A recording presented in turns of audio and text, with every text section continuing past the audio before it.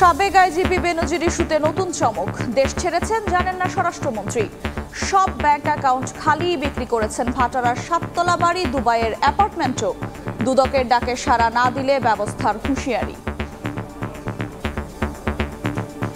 আমি এখনো কিন্তু সঠিক জানি না সে আছে কিনা, চলে গিয়েছে। আমাকে জেনে কথা বলতে হবে। এই ব্যক্তি কোনো কিছু করে থাকে তার দায় প্রতিষ্ঠান নেয় না। যদি উনি না আসে তখন আইন অনুযায়ী তার আইনগতভাবে যা প্রসিডিউর হওয়ার সেটাই চলবে। দুদককে 6 তারিখ পর্যন্ত আর 9 তারিখ পর্যন্ত অপেক্ষা করতে হবে। উনি আসলে এক ধরনের কনসিকুয়েন্স হবে, না আসলে এক ধরনের কনসিকুয়েন্স হবে। দেখছিলেন প্রধান শিরোনাম। দুপুরের সময় সঙ্গে আছে আমি আফরোজা মৌটুসী। এবার অন্যান্য শীর্ষ সংবাদ। গরিব মানুষ পাট খাটালে এসে দিয়েছি, টাকাটা মারি গেছে। কেউ জমি বিক্রি করছে, কেউ গরু বিক্রি করছে। সর্বস্ব দিয়েও মালয়েশিয়া যেতে ব্যর্থ 30,000 কর্মী।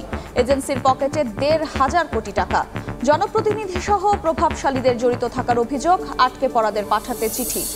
পদ্মা সেতু প্রকল্পের সরকারি জমি ব্যক্তিগত দেখিয়ে 7 কোটি টাকা লোপাট। জ্যেষ্ঠ সহকারী সচিবের বিরুদ্ধে প্রমাণ মিললেও 3 বছর পদাবনতির বিস্ময়কর শাস্তি। এয়ারবাস না বোয়িং, কোনটিকে বেছে নেবে বাংলাদেশ? চূড়ান্ত সিদ্ধান্তের অপেক্ষা। দ্বিতীয় ধাপের মূল্যায়নে এগিয়ে ইউরোপীয় কোম্পানি, তদবিরে ঢাকায় বোয়িংয়ের প্রতিনিধি। এবং সিলেটের 7 উপজেলায় পানিবন্দী 5 লাখ মানুষ। তলিয়েছে নগরীর অভিজাত এলাকাও। যোগাযোগ ব্যাহত, কোনো সহযোগিতা না পাওয়ার অভিযোগ দুর্গতদের।